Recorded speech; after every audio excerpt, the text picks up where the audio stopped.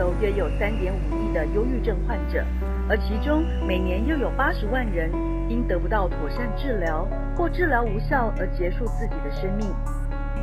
忧郁症是现代社会和医疗需要关注的重大问题。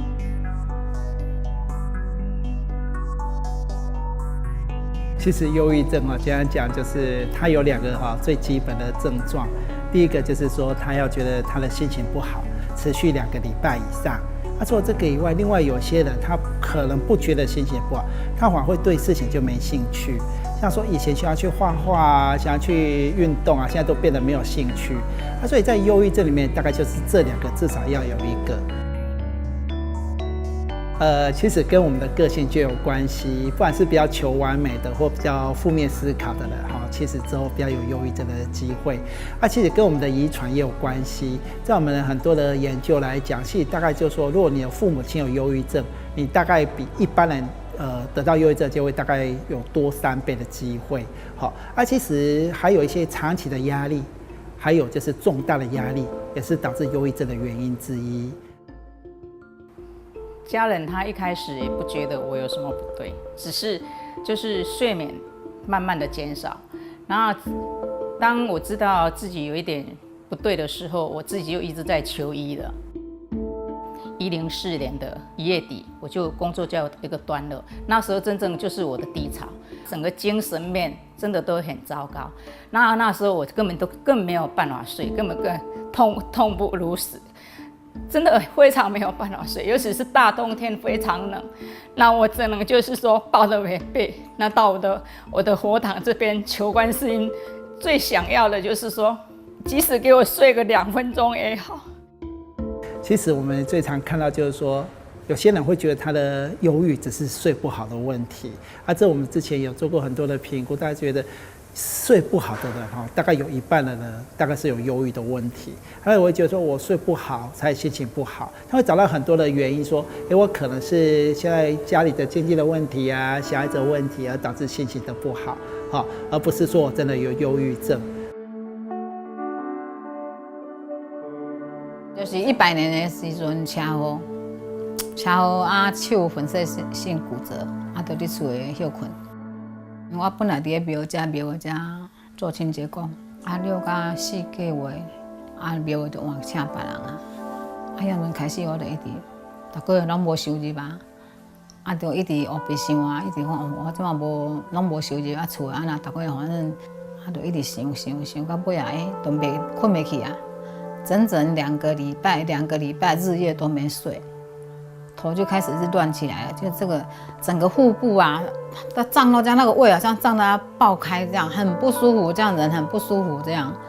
刚开始是说都睡不着觉，然后到后来会有幻想幻听，到后来他就会就是一直责怪自己说，因为他的关系造成很多家人的不顺啊，身体不好啊，然后甚至于会出现自残的行为。他自残是不至于说拿刀什么，就是会打自己、捏自己这样子。那我们就是很担心他会看不开。最严重就是说，我们大家还是要担心说忧郁症人的一些自杀的问题，所以说有明显一些自杀的问题可能还是希望说可以赶快来就医。可如果他自杀的问题没有那么明显，我想家属最重要，第一个就是要适时的陪伴。其实，在忧郁症的人大概也有一半的人他常常会有身体的很多疼痛。头痛啊，肩颈痛等等，它会有很多不明的疼痛。只要说你的疼痛有好几个，可是又找不太原因，你也可能要想一下，你可能会不会有忧郁症？因为我们忧郁症有时候也会有一些精神病的症状，就说他甚至会觉得说，不安全感很重，甚至会觉得说有人要害他，甚至比较严重，也会像有一些幻觉的出现，或看到其他东西，这是我们忧郁症其中的一个亚型，会有精神病的症状。如果比较轻的一些忧郁我们甚至不会觉得说一定要用药物治疗啦因为在很多的经验来讲，他有正常的生活作息他比较正向的思考他有规律的运动，可能对忧郁症都非常非常的有效。我发现我都让我的老公已经没有笑了，小孩没有笑声了，我不能再这样埋怨下去了。于是我觉得我说我必须要去找出我自己一条路。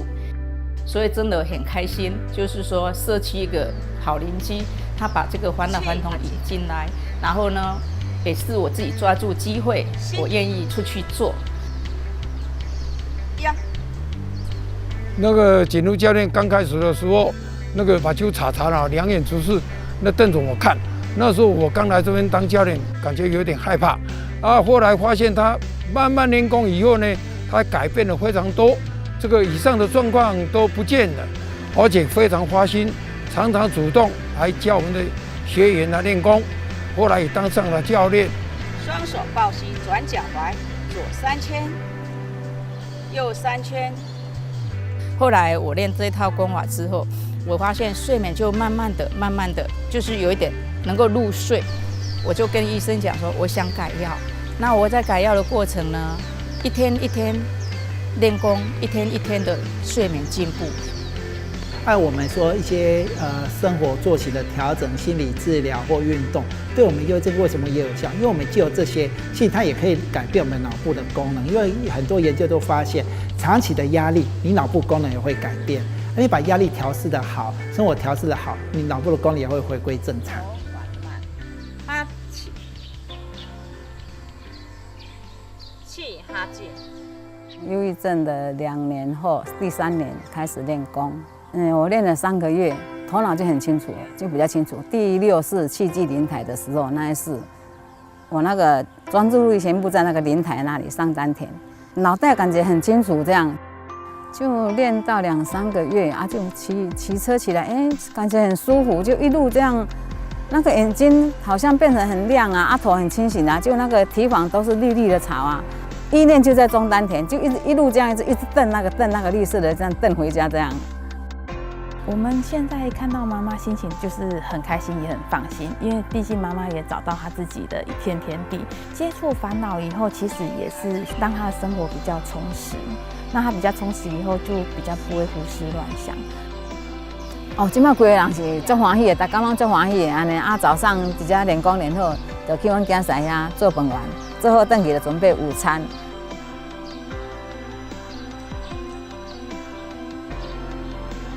不能不走出来。我的家里，只要我一个人这样，我全家一定会垮的。就心里一直想说，我一定要出去，我一定要好起来，不然这样我家里的人每个人都会被我拖累。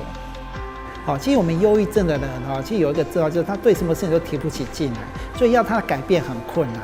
所以我们知道说规律的运动对这些人很有帮助。所以忧郁症的人，只要说你愿意去做一些改变，其实最大部分的人的忧郁症状都会有改善的。到目前，我很喜欢这一套功法。我现在既然是老天爷能够让我再重生，然后呢，也是返老还童，他让我再重生。所以说，我老天爷既然给我这个使命，希望我能够把这个功法就是这样传达出去。所以我现在几乎就是全心全意，就是在帮助我们目前的学友。对，左右左右。